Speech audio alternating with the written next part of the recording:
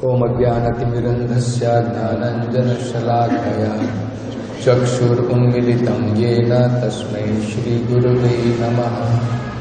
नमो ओम विष्णुपादाय कृष्णप्रेष्ठाय भूतले श्रीमते भक्तिवेदान्तस्वामी इति नामिने। नमस्ते सरस्वते देवे गौरवाणी प्रचारिणे निर्विशेष शून्यवादी पाश्चात्य देशतारिणे।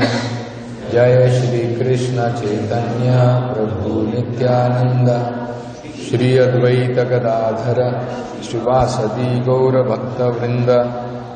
हरे कृष्णा कृष्ण कृष्ण हरे हरे, हरे राम राम राम हरे हरे। हरे कृष्णा कृष्ण कृष्ण हरे हरे, हरे राम राम राम हरे हरे। हरे कृष्णा कृष्ण कृष्ण हरे हरे, हरे राम राम राम हरे हरे। हरे कृष्ण। तो यहां पर हिरण्याक्ष जो एक दैत्य था, असुर था, उसने अपना यशोबल दिखाने के लिए, अपनी वीरता दिखाने के लिए अलग अलग जगहों पर वो गया। पहले स्वर्गलोक में गया। जैसे ही उसने स्वर्गलोक में प्रवेश किया, सारे के सारे देवतागण घबरा करके जगह छोड़ करके भाग गए। हम समझ सकते हैं कितना वीर योद्धा ये असुर रहेगा, किसी चीज का भय नहीं इसको। क्योंकि प्रैक्टिकली देखें तो एक प्रकार से अमर हो गया था। इस प्रकार के वरदान उसने प्राप्त किए थे। कोई भौतिक संसार का व्यक्ति उनको मार नहीं सकता था। तो इसके कारण अब हिरण्याक्ष जो है जगह जगह पर जा करके युद्ध करना चाहता है। सबसे पहले स्वर्गलोक में गया, लेकिन डर करके सारे देवतागण भाग गए, खाली हाथ लौट आया। युद्ध करने गया था। जैसे कई बार हमारे हाथों में खुजली होती है, हम कुछ करना चाहते हैं, तो इसी प्रकार की खुजली है। बिना किसी बात के युद्ध करना चाहता है। फिर वहां पे कोई नहीं मिला तो वापस लौट के आ गया। अब नीचे की तरफ जाना, पहले ऊपर की तरफ गया, अब नीचे लोगों की तरफ जाता है। समुद्र के अंदर में, गहरे समुद्र के अंदर में उसने जो है छलांग लगा दी। और जैसे ही उसने वहां पर छलांग लगाई, जितने भी समुद्र के अंदर में जानवर थे, जैसे मछलियां थी, मगरमच्छ थे, बड़ी बड़ी मछलियां होती है, शार्क होती है,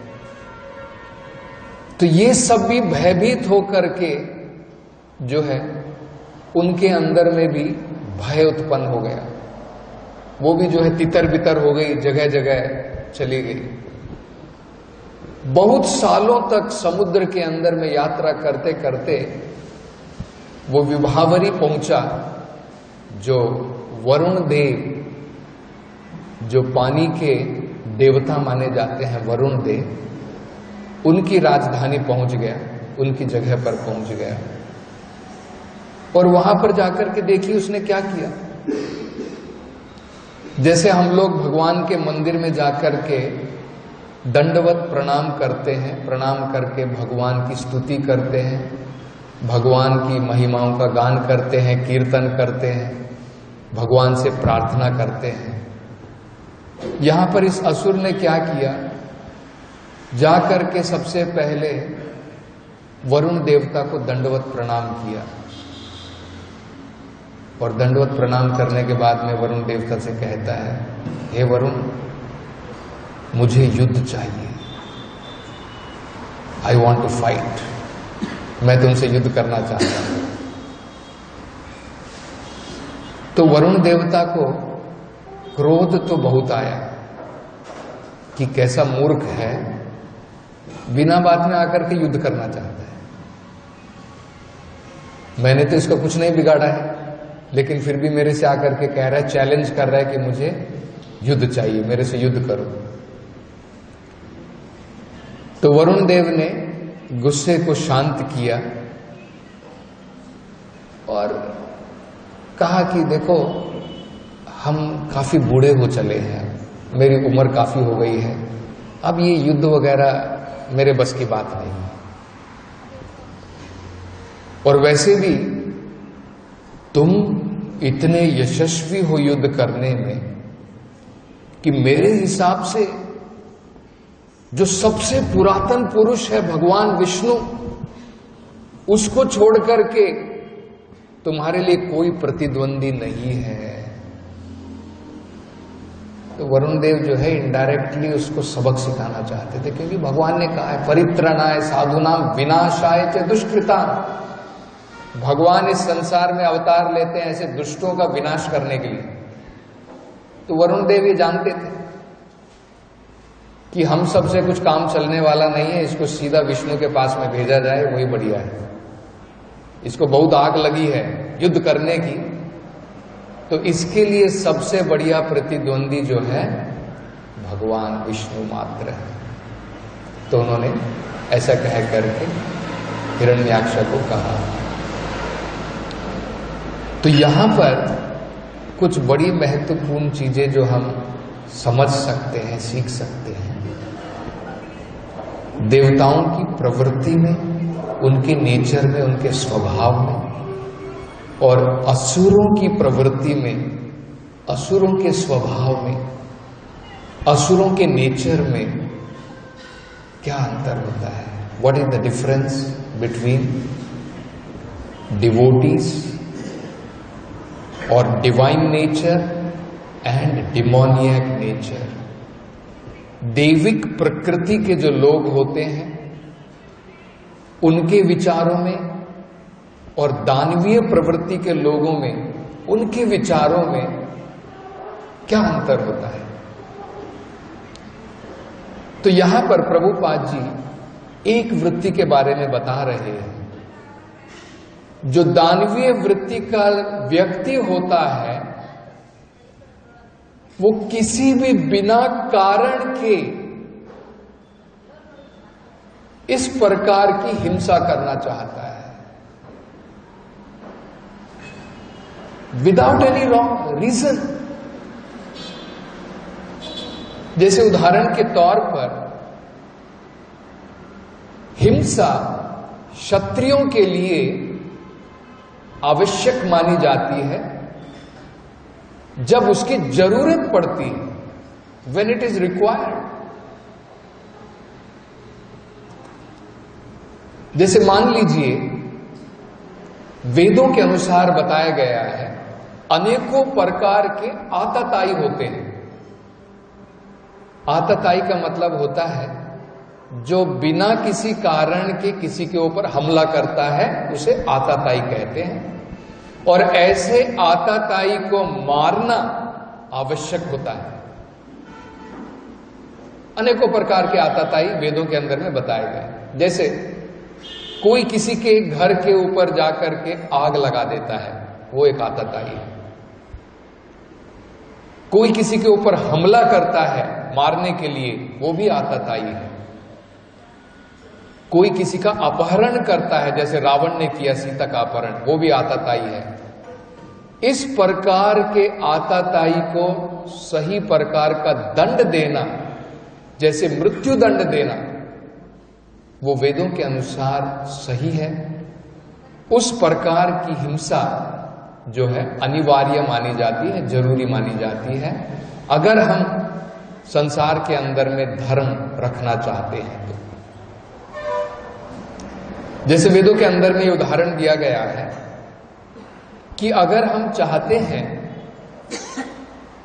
खेत के अंदर में धान लगाएं, चावल लगाएं, धान की खेती करें, तो अनिवार्य होता है कि जो भी वहां पर वीड्स हैं, घास फूस हैं, उसको निकालना पड़ता है, निकाल करके बाहर फेंकना पड़ता है। अन्यथा क्या होगा, आपकी धान की खेती, आप जो चावल बना रहे हैं, जो वहां पर उगा रहे हैं, वो ठीक प्रकार से उनकी ग्रोथ नहीं होगी, वो ठीक प्रकार से नहीं बढ़ेंगे, क्योंकि जो भी आप पानी डालेंगे, जो भी आप खाद डालेंगे, वो घास फूस जो है उसकी नरिशमेंट होगी, उसके अंदर में वो ताकत जाएगी। आपकी जो धान की खेती आपने लगाई है वो सूख जाएगी, तब हम क्या खाएंगे? इसलिए अनिवार्य होता है कि हम वीड्स को बाहर निकाल करके फेंकें। इसी प्रकार से भौतिक संसार में ये अनिवार्य है कि जो आसुरिक वृत्ति के लोग हैं उनका निवारण हो इस भौतिक संसार से। अन्यथा संसार के अंदर में शांति नहीं रहेगी। वेदों के अनुसार सर्वे जनाः सुखिनो भवन्तु, सब लोग सुख के साथ में रहें, ये वेद चाहते हैं, ये भगवान की इच्छा है। लेकिन असुर लोग ऐसा नहीं चाहते हैं, वो बाधा पहुंचाते हैं, वो शांति भंग करके अशांति चाहते हैं। यही वृत्ति हम यहां पर देख रहे हैं। हिरण्याक्ष, देवतागण शांति से अपना काम वहां पर कर रहे हैं, ये अशांति चाहता है, वहां पर जाकर के युद्ध छेड़ना चाहता है। वरुण देवता देखिए, वो सुर के गुण है उसके अंदर, असुर युद्ध चाहता है, उसके बावजूद भी सुर जो होता है किसी न किसी प्रकार से युद्ध को टालना चाहता है। भगवत गीता में भी प्रभुपाद जी बताते हैं, अर्जुन के अंदर में सुर के लक्षण थे, इसलिए अर्जुन भगवत गीता के पात्र बने। Arjuna had all the divine qualities, and that is why Krishna wanted to speak Bhagavad Gita to him.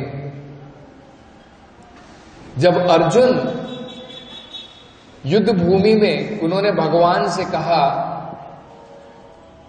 कि हे भगवान, सेनोर उभयोर मध्य रथम स्थाप्य में अच्युता, दोनों सेनाओं के बीच में मेरे रथ को स्थापित करो भगवान, मैं देखना चाहता हूं किन के साथ में मैं युद्ध करना है, मुझे युद्ध करना है। और भगवान मुस्कुराए। मुस्कुराने के बाद में भगवान जो है जानते थे अर्जुन का क्या होने वाला है, तो भगवान मुस्कुरा करके उन्होंने जो है रथ दोनों सेनाओं के बीच में स्थापित कर दिया। अर्जुन जो है सैन्य निरीक्षण करते हैं, सेना को देखते हैं, और उसके बाद में उनका निष्कर्ष निकलता है, भगवान मैं युद्ध नहीं करूंगा। बहुत सारे कारण देते हैं अर्जुन। अर्जुन कहते हैं कि भगवान ये युद्ध क्यों अनिवार्य है, व्हाई इट इज रिक्वायर्ड, ये युद्ध क्यों करना चाहिए। वो कहते हैं कि भगवान अगर मैं ये युद्ध करता हूं तो सारे के सारे जितने भी वयस्क लोग हैं, रिस्पॉन्सिबल जिम्मेदार लोग हैं, वो सब मारे जाएंगे। और अगर जिम्मेदार लोग समाज के अंदर में नहीं रहेंगी तो स्त्रियां जो हैं उनकी कोई सुरक्षा नहीं रहेगी, they will be without protection.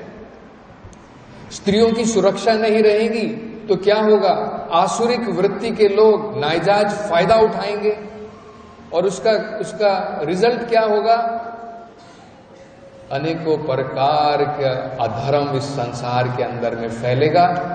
वर्ण शंकर अनवांटेड पॉपुलेशन इस संसार के अंदर में बढ़ेगी।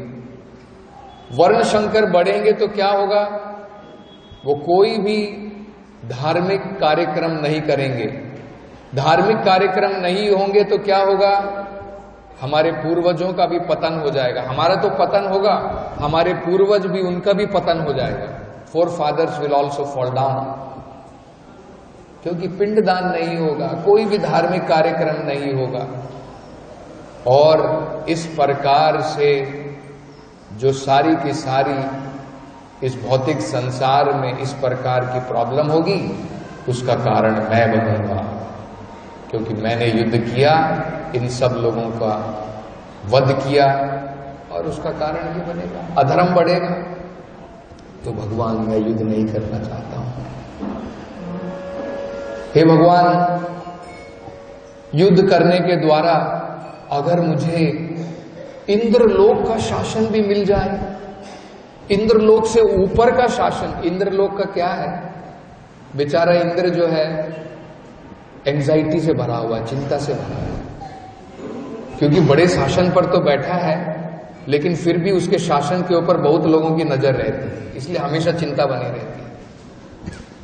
तो अर्जुन कहते हैं कि स्वर्गलोक का शासन तो चिंता से भरा है। भगवान, अगर आप मुझे ऐसा शासन भी दे दें जहां पर कोई चिंता नहीं है, किसी की भी नजर मेरे शासन के ऊपर ना रहे, तब भी मैं ये युद्ध नहीं करना चाहता हूं।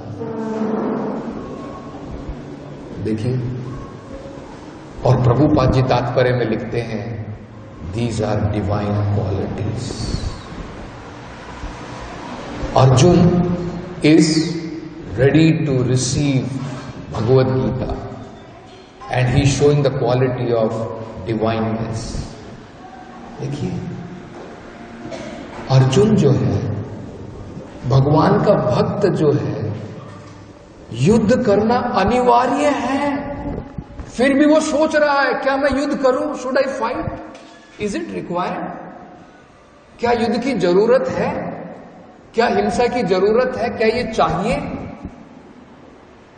ये होता है भगवान का भक्त। और दुष्ट को देखिए, यहां पर तैयार है, रेडी। असुर के गुण देखिए, असुर के लक्षण देखिए। असुर के लक्षण तो ऐसे होते हैं, अपनी इंद्रिया तृप्ति के लिए बेकार का युद्ध भी करना चाहता है, जिसकी कोई जरूरत नहीं है, केवल अपना शौर्य दिखाने के लिए, अपनी स्ट्रेंथ दिखाने के लिए। ये क्षत्रिय के लक्षण नहीं है। क्षत्रिय केवल जब युद्ध अनिवार्य मात्र होता है तब युद्ध करता है। अपने राज्य को बढ़ाने के लिए, अपनी वीरता दिखाने के लिए युद्ध नहीं करता है। ये क्षत्रिय के लक्षण नहीं है, ये असुर के लक्षण है। तो यहां पर हम देख सकते हैं आसुरिक लक्षण है। इसी प्रकार से हिरण्याक्ष का भाई के अंदर में भी हम देख सकते हैं, हिरण्यकशिपु के अंदर में आसुरिक लक्षण। असुर जो होता है, अपनी इंद्रिय तृप्ति के लिए अपने बेटे को भी मारने के लिए तैयार है, ये असुर के लक्षण है। और सुर के लक्षण देखिए, उसके पिताजी ने इतने प्रकार के घोर पाप कर्म किए अपने पुत्र के ऊपर, घोर प्रकार से क्रूरता की अपने पुत्र के ऊपर, उसके पश्चात भी प्रहलाद महाराज जो अपने पिताजी को क्षमा करना चाहते हैं। सुर के लक्षण देखिए, क्या हमारे अंदर में ये गुण है? हमें देखना चाहिए। कोई व्यक्ति हमारे को प्रॉब्लम देता है, क्या हम उसको क्षमा कर सकते हैं? तो ये सुर के लक्षण होते हैं, ये भक्तों के लक्षण होते हैं। और असुर के लक्षण हम देख सकते हैं, he is ready to do anything, even kill his own son for his sense gratification. अपनी इंद्रिय तृप्ति के लिए अपने बेटे को भी मारने के लिए रेडी, ये असुर के लक्षण। और सुर के लक्षण देखिए, इतने सारे कष्ट भोगने के बाद भी अपने पिता की मुक्ति के बारे में सोच रहा है।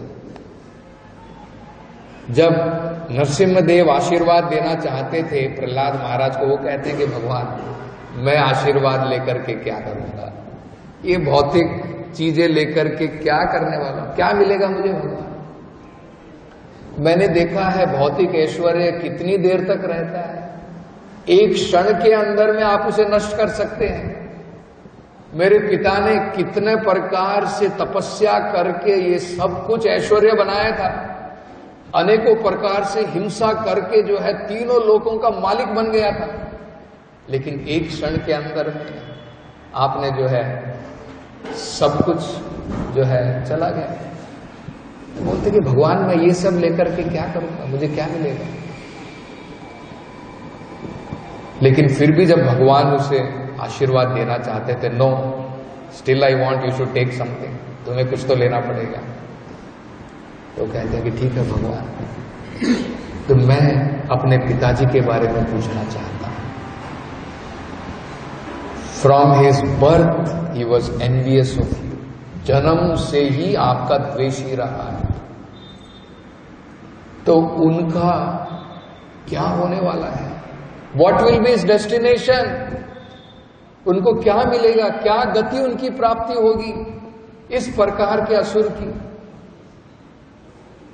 तो नरसिंहदेव भगवान कहते हैं कि प्रहलाद, तुम्हारे जैसे महान भक्त ने इस कुल के अंदर में जन्म लिया है, तुम्हारी 7 पुरानी पीढ़ी, 7 आगे आने वाली पीढ़ी, your generation, 7 generation behind, 7 generation front, all are liberated. तो तुम्हें अपने पिताजी के बारे में चिंता करने की कोई जरूरत नहीं है, ही इज ऑलरेडी लिबरेटेड। क्यों? बिकॉज ऑफ योर ग्रेटनेस, क्योंकि तुम्हारे जैसे पुत्र ने, शुद्ध भक्त ने उनके कुल में जन्म लिया है, उनका तो जीवन, उनका तो उद्धार हो ही गया ऑलरेडी। तो देखिए कितना अंतर होता है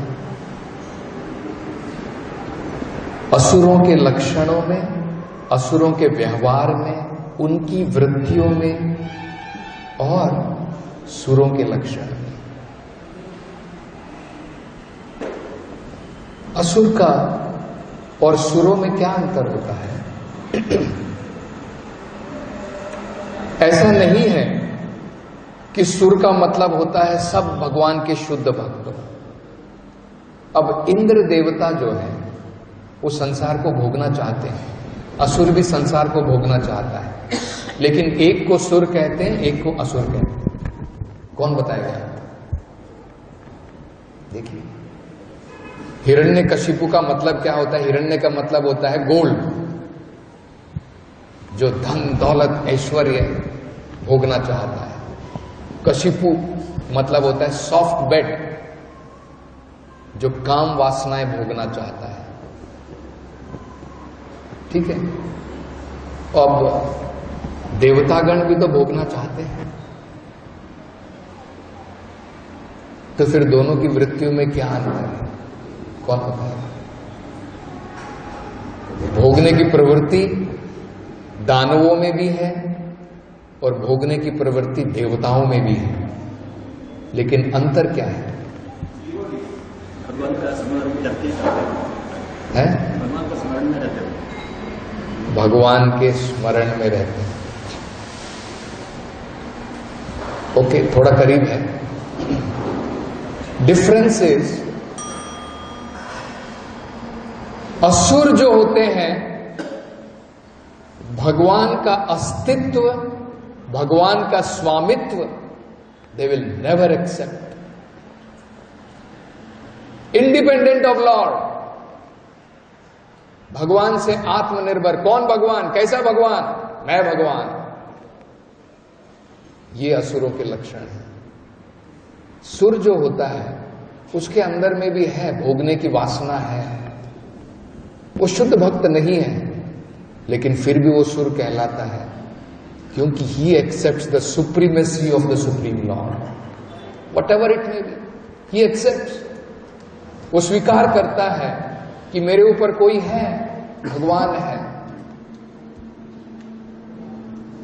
और वेदों के अनुसार, जैसे भगवान ने वेदों के अनुसार बताया है, इस भौतिक संसार में हम जब भोगना चाहते हैं, अगर भोगना भी चाहते हैं, अगर वेदों की दिशा के अनुसार, under the direction of the Vedas, if we try to enjoy then gradually we will become purified. तो हम इस प्रकार की वृत्तियों से शुद्ध हो पाएंगे। इस भौतिक संसार में सारे जीव जो हैं दो कारणों के कारण इस भौतिक संसार में प्रवेश करते हैं। चैतन्य चरितामृत में इसका बड़ा सुंदर वर्णन किया है।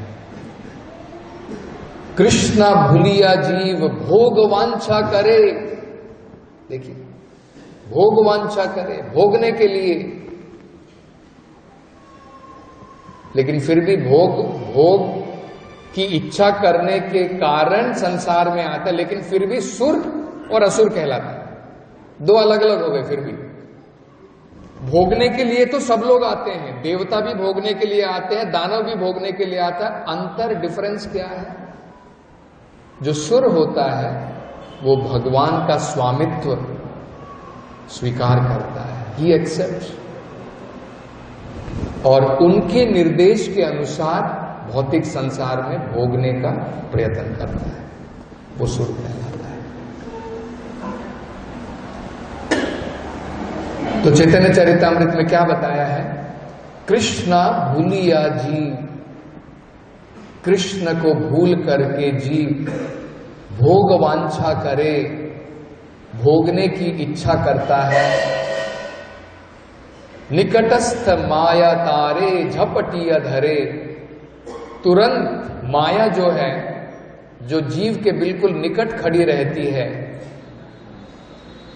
उसको झपट करके पकड़ लेती है।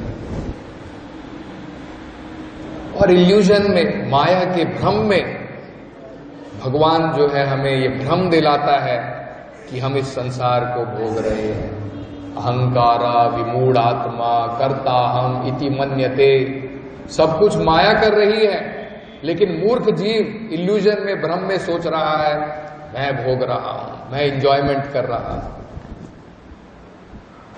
देवी एष गुणमयी मम माया दुरत्तया, असल में क्या कर रहा है? स्ट्रगल फॉर एग्जिस्टेंस, केवल प्रकृति के साथ में अनेकों प्रकार से लड़ाई करने में लगा हुआ है।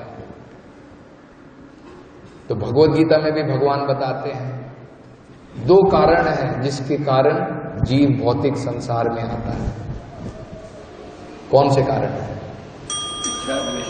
इच्छा द्वेष समुत्थेन सर्गे यान्ति परंतपा।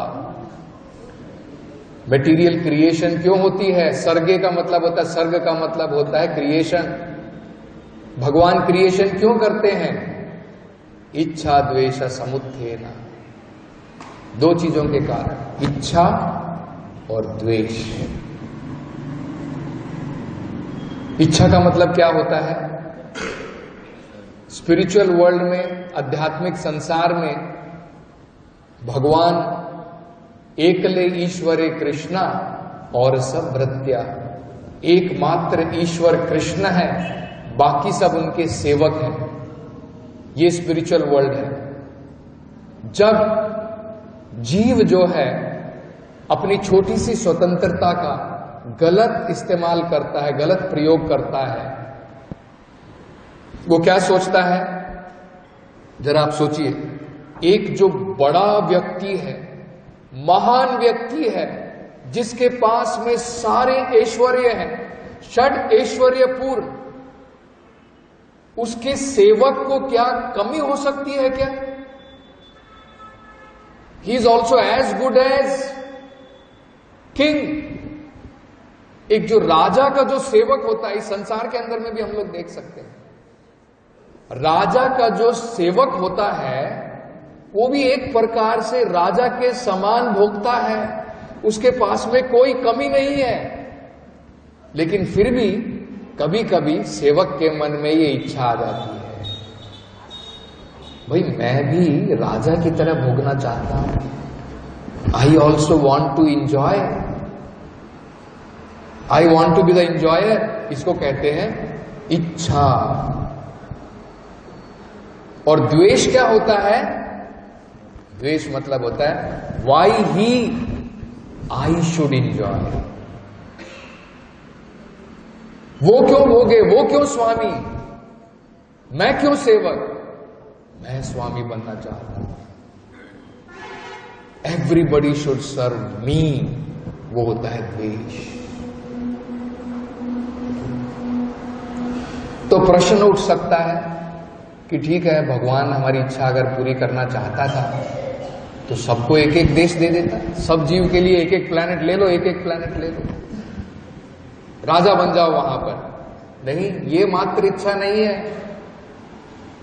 हमारी इच्छा दो प्रकार की है।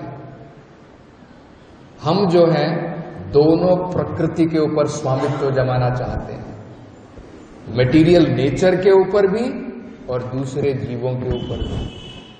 तो हमारी ये भी इच्छा है। ऐसा नहीं कि एक प्लैनेट ले लिया मैं खुश हो गया। जंगल में जाकर के आप घर बना करके खुश हो जाएंगे क्या? बड़ा घर बनाना कोई चाहता है? नहीं, कोई नहीं चाहता। कंपटीशन चाहिए। सारे नेबर आकर के प्रेज करें, ओ फैंटास्टिक, इतना बड़ा घर बनाया आपने। जंगल में कौन आकर के कहेगा, है ना? अर्जुन भी यही बता रहे, अर्जुन भी कह रहे हैं भगवान आप कह रहे हैं कि मैं राज्य जीत लूं और भोगूं उसको, क्या फायदा है? सारे लोग तो मारे जाएंगे, कौन प्रेज करेगा मैंने इतना बड़ा राज्य प्राप्त किया है। अर्जुन साफ साफ कहते हैं भगवद गीता में। तो ये इसको कहते हैं द्वेष।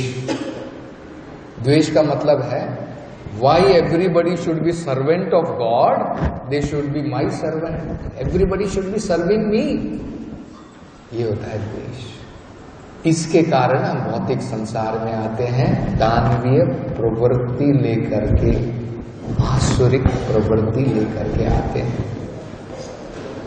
और उसको शुद्ध कैसे करते हैं?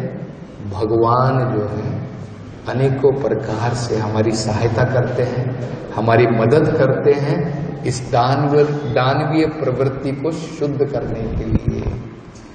वेद जो है, जो भगवान ने वेद दिए हैं, उसके द्वारा ये जो हमारी बीमारी है, दिस डिजीज इच्छा एंड द्वेष, उसको शुद्ध करने के लिए भगवान ने वेद पुराण दिए हैं। इसी में आगे आता है कृष्णा भूलिया जीव भोग वांछा करे, निकटस्थे माया तारे झपटिया धरे।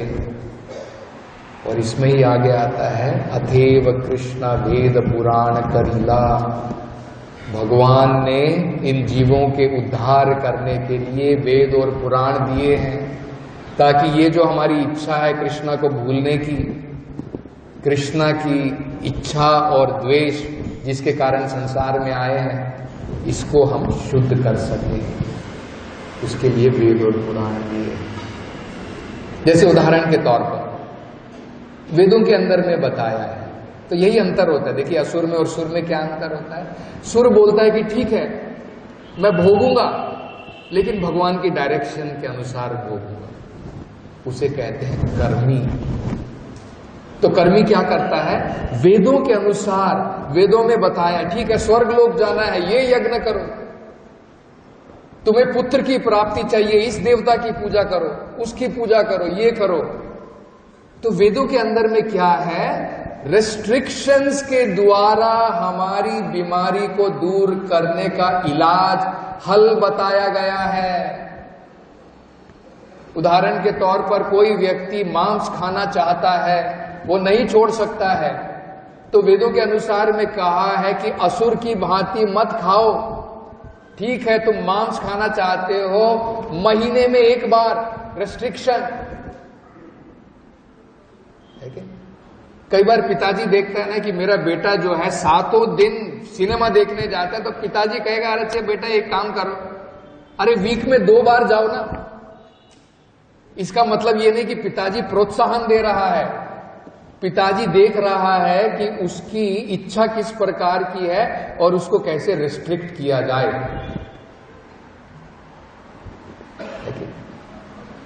तो इसे कहते हैं कर्मकांड।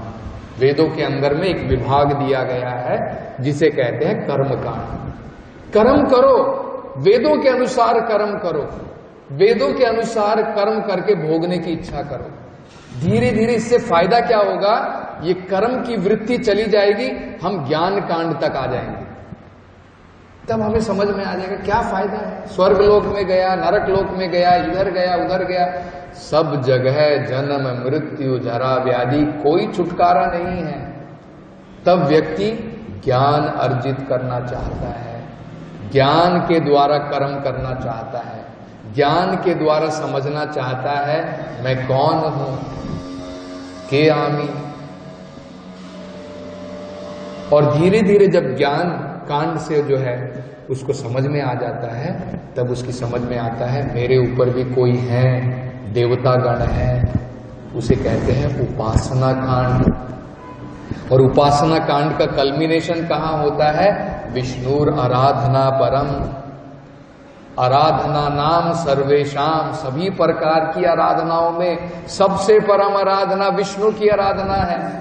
तो उपासना कांड की कल्मिनेशन कहां पर होती है, भगवान विष्णु की आराधना में, भगवान विष्णु की भक्ति में।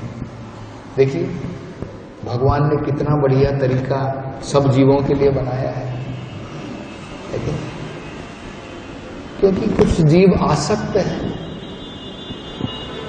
और उनके लिए जो है अगर उनसे कहा जाए कि सब कर छोड़ करके भगवान की भक्ति करो, पॉसिबल नहीं होगा।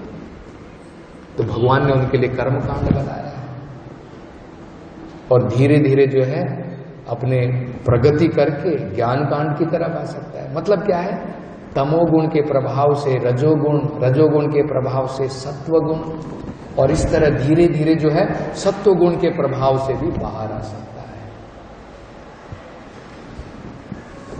2 मिनट में हम जो है समाप्त करेंगे, समय हो गया है। तो प्रभुपाद जी बताते हैं कि पहले क्या होता था। जैसे यहां पर हम उदाहरण देख रहे हैं, सतयुग में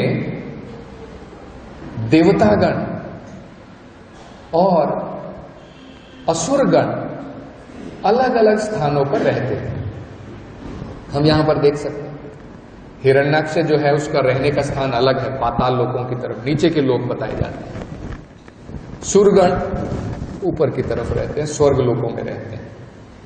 ये असुर क्या करते थे, अपनी जगहों को छोड़ करके जब युद्ध करते थे, स्वर्ग लोकों में जाकर के युद्ध का ऐलान करते थे, उनको जीतने का प्रयत्न करते थे। मतलब क्या हुआ, क्या समझ में आया, लोग अलग अलग होते थे। असुर लोग अलग थे, सुर लोग अलग थे, उनका रहने का स्थान अलग अलग था। उसके बाद में जब त्रेता युग आया, जब रामचंद्र भगवान स्वयं धरती पर पधारे थे, उस समय में एक ही लोक में अलग अलग जगहों पर, अलग अलग द्वीपों पर असुर और सुर रहते थे। जैसे लंका में असुर रहता था, अयोध्या में देवतागण रहते थे या भगवान के भक्त लोग रहते थे। उसके बाद में जब द्वापर युग आया, जब कृष्ण भगवान स्वयं आए, उस समय में हम देख सकते हैं एक ही परिवार के अंदर में, एक ही जगह पर, एक ही फैमिली में कुछ असुर थे, कुछ सुर थे। जैसे पांडव थे, एक ही फैमिली के थे, कौरव थे, सब एक ही फैमिली के लोग हैं, लेकिन उसमें से कुछ दुष्ट लोग हैं, धृतराष्ट्र और उसके सारे पुत्र दुर्योधन, दुशासन, है ना, ये सब असुर थे। और उसी फैमिली में थे पंच पांडव और उनके साथ में जो राजा थे वो सारे सुर थे। तो उस समय में देखिए भगवान क्या करते थे। अब जब इस असुर का वध करने के लिए भगवान जो उसके लोक में जाकर के उसको मारते हैं, भगवान लंका में जाकर के जो है रावण का वध करके आते हैं, है ना। और भगवान ने महाभारत पर युद्ध रचाया जिसमें कौरवों का संहार किया, जितने भी दुष्ट असुर थे उनका संहार किया। कलयुग में बताया जाता है एक ही व्यक्ति के अंदर में सुर भी है और असुर भी है। पहले एक ही फैमिली में होते थे, आज एक ही व्यक्ति के अंदर में सुर भी है और असुर भी है। तो अगर भगवान को अपने कन्वेंशनल जो है अस्त्र का प्रयोग करना पड़ेगा तो सारी पॉपुलेशन मारनी पड़ेगी, कोई बचेगा नहीं, है ना। तो इसलिए कलयुग के अंदर में भगवान का अस्त्र थोड़ा अलग है। संकीर्तन यज्ञ प्रायेर यजंती ही सुवेदशाह संगोपंगास्त्र पार्षदम यज्ञ संकीर्तन प्रायेर। कलयुग में भगवान जो है अपने अस्त्र के साथ में आते हैं, ये भी वेद में बताया है। संगोपंगास्त्र अस्त्र है, लेकिन ये अस्त्र अलग है। कौन सा है? यज्ञ संकीर्तन प्रायेर। भगवान का अस्त्र संकीर्तन यज्ञ है। तो संकीर्तन यज्ञ के द्वारा आज हम देख रहे हैं असुर लोग, यावन लोग, जो चंडाल लोग भी हैं, जो जानवरों को खाते हैं, इस प्रकार के लोग भी जो हैं आज भगवान के भक्त बन रहे हैं। वो कैसे संभव है? संकीर्तन यज्ञ प्रायेर, भगवान के संकीर्तन यज्ञ के द्वारा। तो अगर हम चाहते हैं कि दोबारा हम राम राज्य में रहें तो हमें असुरों का वध करना पड़ेगा। और कलयुग में हमें कैसे असुरों का वध करना है? संकीर्तन यज्ञ के द्वारा। भगवान के नाम का हम जितने ज्यादा लोगों को हम भगवान के नाम को प्रदान कर पाएंगे। कली काले कृष्ण नाम रूपावतार। कलयुग में भी भगवान ने अवतार लिया है, चैतन्य महाप्रभु के रूप में, और स्वयं नाम के रूप में भगवान आते हैं। तो इस अवतार के द्वारा हम जो है आसुरिक वृत्तियों का विनाश कर सकते हैं, जो हम आगे देखने वाले हैं। अभी वरुण देव ने जो है भेज दिया है हिरण्याक्ष को, जाओ भगवान से जाकर के युद्ध करो। तो भगवान जो है इस असुर का विनाश करने वाले हैं। तो इसी प्रकार से भगवान का कार्यक्रम हमें भी करना चाहिए ना। भगवान क्यों आते हैं? परित्रणाय साधूनां विनाशाय च दुष्कृतां धर्म संस्थापनार्थाय संभवामि युगे युगे। तो हमें भगवान के कार्यक्रम में भाग लेना चाहिए कि नहीं? तो भगवान का क्या कार्यक्रम है? दुष्टों का विनाश करना। तो कलयुग में सबसे बढ़िया तरीका है दुष्टों का विनाश करने का, संकीर्तन यज्ञ को ज्यादा से ज्यादा लोगों तक यारे देखो तारे कहो कृष्ण उपदेश। जहां पर भी जिसको भी हम मिले, हमें जो है संकीर्तन के बारे में, भगवान के नाम के बारे में। कलयुग के अंदर में यही सबसे बड़ा तरीका है, अस्त्र है, जिसके द्वारा हम दोबारा जो है इसे वैकुंठ बना सकते हैं। तो इसके साथ यहाँ पर समाप्त करें। ग्रंथराज श्रीमद् भागवतम की जय, जगत गुरु श्री प्रभुपाद की।